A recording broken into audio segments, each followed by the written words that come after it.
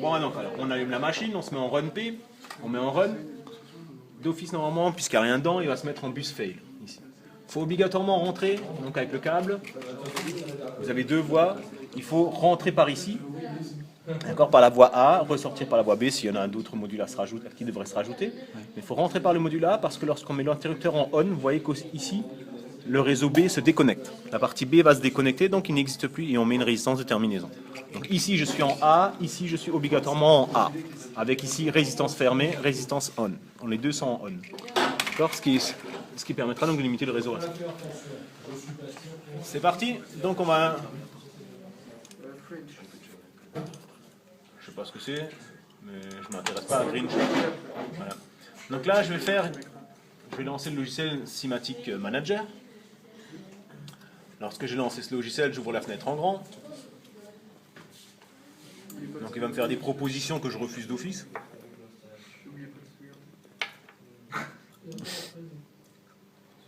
D'accord, donc là je fais annuler.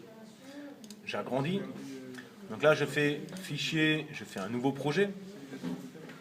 D'accord, donc je lui donne un nom quelconque que je vais appeler P, comme avant, d'accord, voilà, il va le sauvegarder où il veut. C'est pas de problème. Alors une fois qu'on a fait ça, dans mon projet P, je vais insérer un nouvel objet, j'ai affaire à un automate type 300. Donc je mets une Simatic 300. Lorsque je mets la Simatic 300, je ouvre cette fenêtre et je vais configurer le matériel. Pour configurer le matériel, j'y connais rien. Donc si j'y connais rien, tout se fait dans hwconfig. Donc j'attends qu'il soit prêt. Quand il est prêt, j'agrandis la fenêtre en grand, et là j'arrive à travailler. Donc on va configurer une station Simatic 300. Donc je rentre dans Simatic 300. Le rack. Première chose à faire, c'est mettre en place un rack. Donc là, je prends le profil rack, je le glisse, je vais l'agrandir, et sur ce rack, j'ai du matériel. Qu'est-ce que je vais avoir comme matériel? Dans un premier temps, j'ai affaire à une CPU. J'ai une alimentation, pardon. Donc c'est une PS307. Je ne sais pas où ça se trouve, je ne sais pas comment trouver pour m'en sortir, et il n'y a rien de plus simple.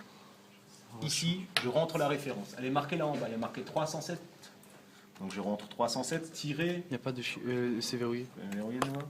Donc je tape 307 tiré 1EA 1EA00. Je valide ça, il va instantanément me prouver l'alimentation, je la place. On n'en parle plus. Je continue, je mets la CPU. Là, ce sera une 313 1AD01. Je valide, il me trouve la CPU, je la prends, je la place. Position 2. Je continue pour les entrées-sorties, que je ne connais toujours pas. J'y connais toujours rien, donc ça me fait une 322 1BH01. Il va me trouver le matériel direct, je le mets en place. Après j'ai une 1BH01, donc là j'ai une 321 1BH01, je valide, il me trouve le matériel. J'ai jamais besoin de me fatiguer, ça va très vite comme ça. Après j'ai un module spécial, c'est un 334-0CE01. Je valide, il me l'a trouvé, il me dit que c'est une entrée-sortie analogique, super.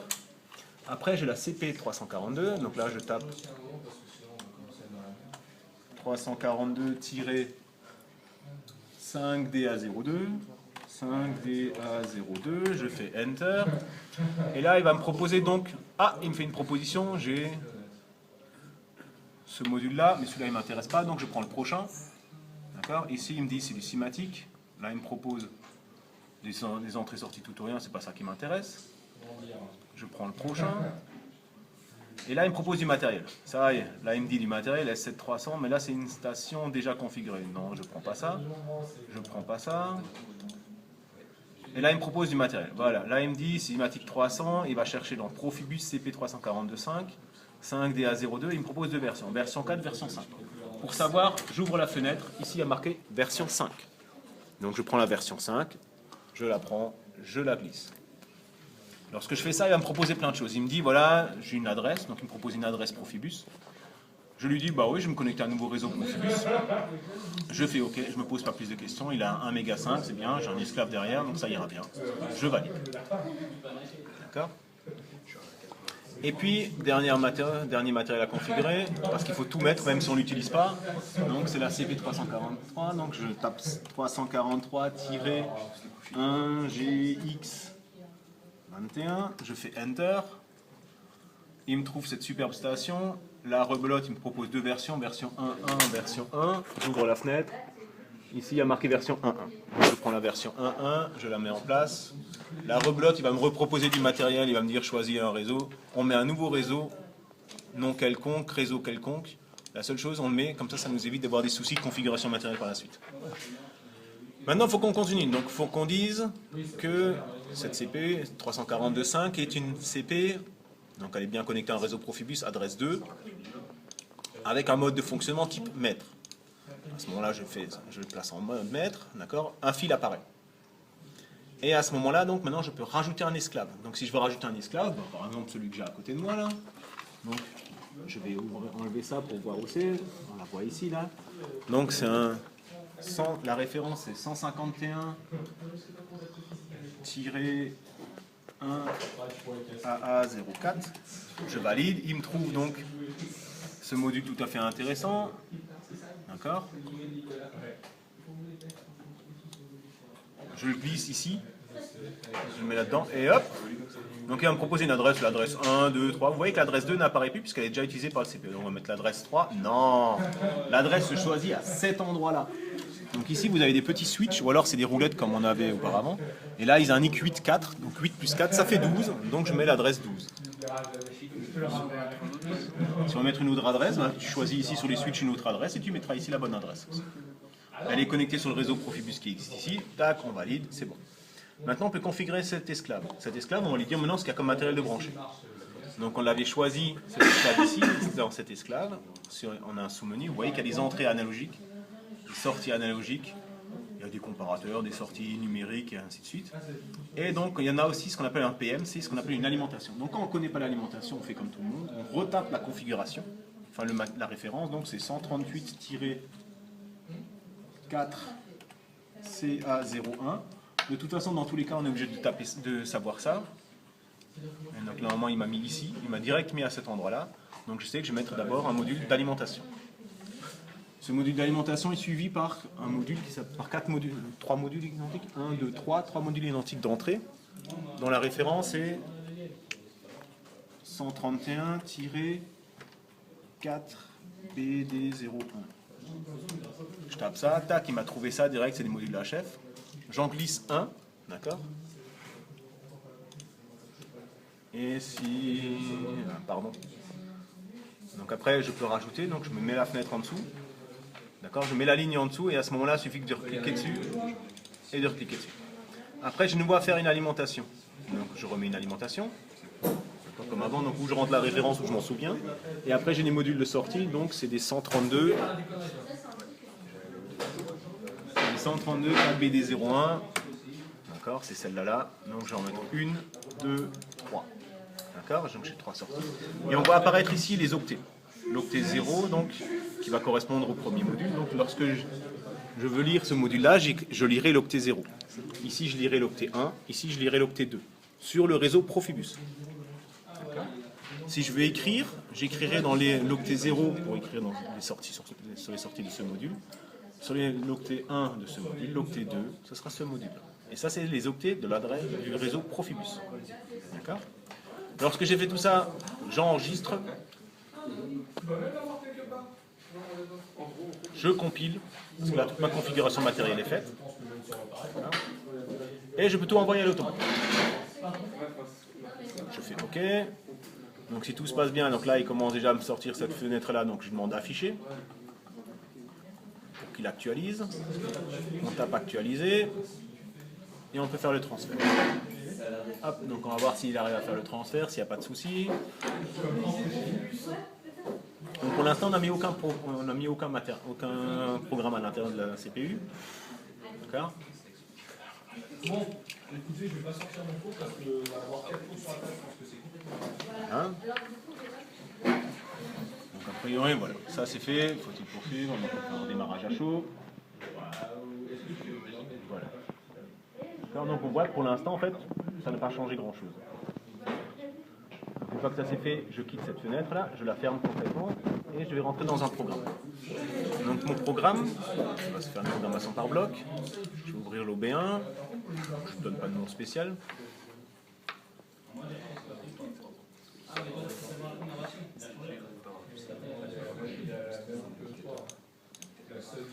Donc l'OB1, j'agrandis la fenêtre au maximum. Celle-là, je vais l'agrandir aussi. Et pour discuter avec mes modules, là, je vais faire la chose suivante. Je vais aller dans la bibliothèque, Simatic NetCP, c'est une CP300 que j'ai prise, et je vais prendre maintenant les modules de communication, qui sont donc les FC1 DPSend, dans le réseau 1 par exemple. D'accord.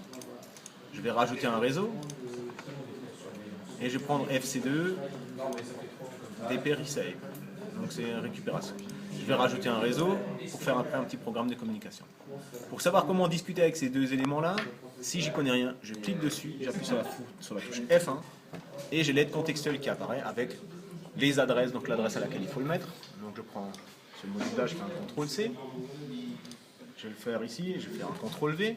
Donc il va me proposer ça, il me propose l'adresse 120. Pour savoir si c'est bien l'adresse 120, je vais aller dans ma configuration matérielle. D'accord. Et on voit apparaître ici, donc, lorsque je me mets sur la partie donc, rack, on voit apparaître des adresses. Et vous voyez que là, le CP342.5 a une adresse qui commence à 304. Alors cette adresse, elle est en hexa. Il faut l'avoir, non, elle est en décimale, pardon. Et il faut l'avoir en hexa. Donc je reprends la calculatrice, je tape 304. Bien sûr, j'ai oublié de passer en scientifique. Donc je recommence, 304 lorsque je suis en décimale, je passe en hexa, ça veut dire 130. D'accord. Donc ça veut dire que dans mon OB1, ici l'adresse ce ne sera pas 120, mais ce sera 130. Okay. Idem pour l'adresse de réception.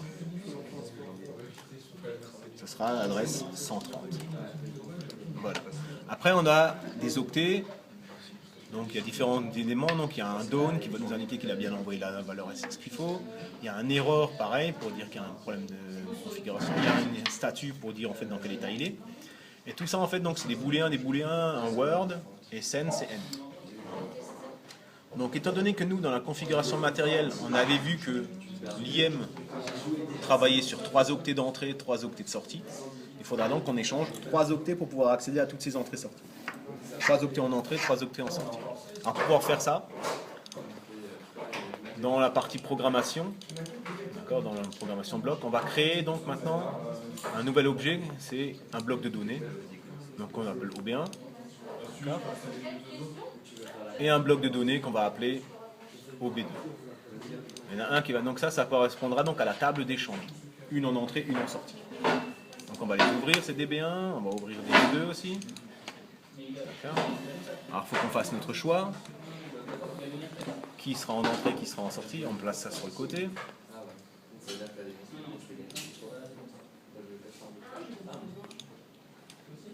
Voilà. J'ai fait disparaître. Dommage. Je le mets sur le côté. Je rouvre la fenêtre là. Ça va le faire. En moins grand, ça va le faire aussi. So, maintenant on revient donc à la partie aide. La partie aide me raconte donc que j'ai send, c'est ce que je vais envoyer. J'ai un booléen en entrée, un booléen, un Word. Donc ici, la première chose qu'on va faire, on va donc configurer cette partie-là. Donc ici, pour pouvoir voir les deux en même temps, on est obligé d'agrandir à la main, travailler avec cette partie-là et travailler avec l'aide. Donc on sait qu'on a affaire à un booléen, un Word. Donc on définit d'abord down, error, statut, et après on rajoute en fait les octets qu'on va envoyer et réceptionner. Tout simplement parce que ça va permettre d'augmenter facilement le nombre d'octets. Donc ici je vais commencer par donc down. Donc je sais que c'est un byte, ça écrit pas. Ça écrit pas. Aïe aïe aïe. Donc là le premier ça va être down. Je sais que c'est un booléen. Booléen. La valeur d'initial, j'en ai rien à faire. Je m'en rajoute un autre, ce sera donc error. Ce sera de nouveau un booléen. La valeur d'origine, j'en ai rien à faire non plus. J'en rajoute encore un autre qui sera donc statut. Lui, je sais que ça va être un Word, parce que c'est marqué à côté dans l'aide. D'accord. La valeur d'origine, on n'en a rien à faire non plus. Et on va rajouter encore un dernier, ce sera le send. Donc on va envoyer par exemple le send 0. D'accord, on sait que ce sera un byte. Après on aura send 1, ce sera le deuxième octet. Donc ce sera encore un byte. Alors là on aurait pu marquer, donc si on connaissait le nom des sorties, on aurait pu mettre directement le nom qu'on voulait. Et puis send 2, donc de nouveau un byte. Voilà. Terminé. Là on voit apparaître à côté les adresses, enfin les octets plutôt, le nombre d'octets. Donc lorsque j'écrirai à l'adresse donc 130 et que j'enverrai donc par exemple les octets donc send 0, send 1 et send 2, en fait, il faudra que je lui indique exactement comment faire. Alors pour pouvoir faire ça, il faut utiliser un pointeur. Donc ce pointeur va aller pointer dans DB1 à l'octet 4, 5 et 6. D'accord? Donc pour faire ça, j'utilise de nouveau LED. Pour savoir comment écrire. Donc je prends ça, CTRL-C. Je reviens dans ma programmation. Je fais un CTRL-V. Et là, je vais changer les choses. Donc je vais écrire dans le DB1. Je vais envoyer ce qui est marqué dans le DB1. Et je vais commencer donc à écrire bit à bit à partir de l'octet 4 sur une longueur de 3 octets. D'accord? Donc DB1, 3 octets. Octet 4, 5 et 6. Il démarre à l'octet 4. Le DBX indique que c'est bit à bit. Donc il commence par l'octet 4. 0, 4, 1, 4, 2, 4, 1, ainsi de suite. Le tout sur 3 octets. Voilà. Pour la réception, il va falloir configurer un peu de la même manière. J'appuie, je configure de nouveau. Pour savoir ce qu'il faut mettre dedans, je lui demande. Donc je fais exactement comme avant. Je clique dessus et je lui demande. Et là, il va me faire la même chose. Donc il va me proposer de nouveau donc différents éléments à configurer. Donc il y a un NDR, il y a un error, un statut, un DP statut. Donc j'ai booléen, word byte. Donc ici, je recommence. Donc je tape NDR. Ici, ça va être un booléen. Après, j'ai error. Je me souviens que c'est un booléen. Après, j'ai statut. Statut, on se souvient que c'est un word. D'accord. Et après, j'ai DP statut. Et là, on se souvient que c'est. Il n'a pas tout pris. DP stat. Donc là, on se souvient que c'était un byte. Après, on rajoute encore donc, le nombre d'octets qu'on veut rentrer et sortir. Donc, on va faire in 0. Donc, ça sera un byte. On fait un in 1. Ce sera de nouveau un byte. 3 octets. Et in 3. In 2, pardon. Donc, c'est le troisième octet. Ce sera de nouveau un byte. Et donc, normalement, après, j'ai fini. Et là, il m'indique donc que pour pouvoir faire la réception, je vais de nouveau faire un pointeur qui pointera donc vers 5. Vers DB2. DB2, oui. Qui commencera. Là, je fais un CTRL-V. D'accord. Donc là, ce sera sur DB2. Il va pointer à partir de l'adresse 5. D'accord, à partir de l'octet 5, puisque l'on démarre, les in 0, il a l'octet 5, sur une longueur de 3 octets. Voilà. Et donc maintenant, il suffit de faire encore un petit programme qui permet d'écrire. Alors pour faire ça, donc plusieurs solutions. Le plus simple pour le faire, c'est de passer en mode liste. D'accord. Ah, j'ai oublié de définir ça. Le down, il faut lui dire où il le prend. Donc pour définir le down, on donne l'adresse. Donc là, je regarde. Donc par exemple, là, il dit, là, c'est un mot. Nous, on va faire ça différemment. Nous, on dit que le down, il va le trouver donc dans le db1.dbx0.0. Alors 0.0 tout simplement parce que c'est 0.0, d'accord, et c'est donc dans le db1 qu'il trouve ça. Le error, il va le trouver dans le db1.dbx0.1 puisqu'il l'indique là à côté, l'adresse directement. Il l'a pris ça?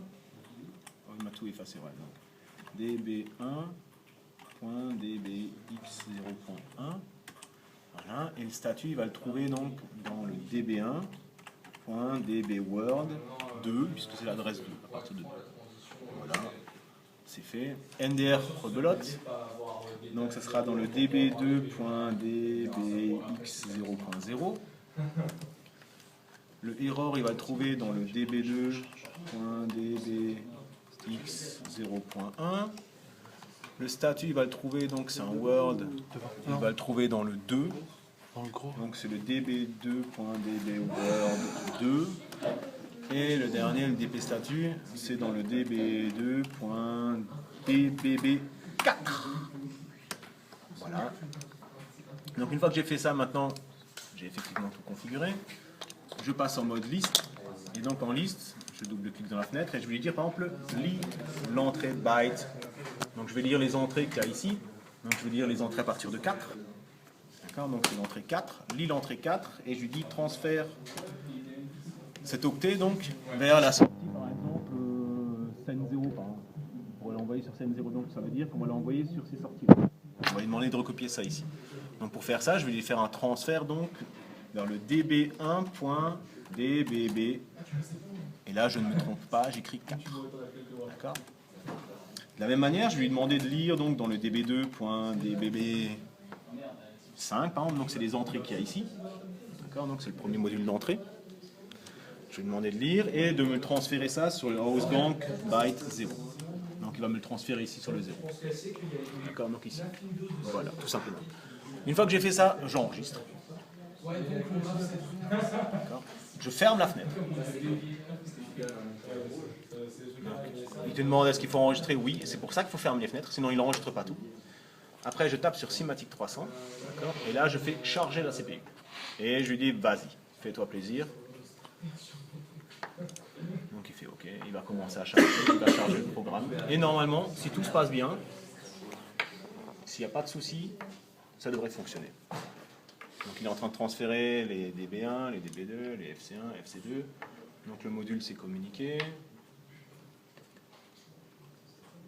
Mais ouais, il y a encore un truc que je trouve un peu fou, c'est le fait que les adresses des esclaves, ils les trouvent automatiquement. Ah, j'ai un problème de configuration matérielle. C'est nouveau. J'ai un SF là qui est allumé. Là. J'ai bien une PME. C401.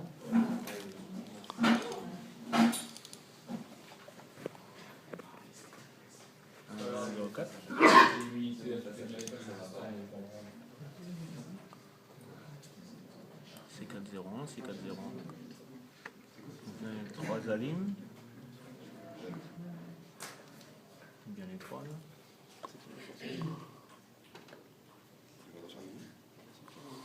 Alors pourquoi ça marche pas maintenant?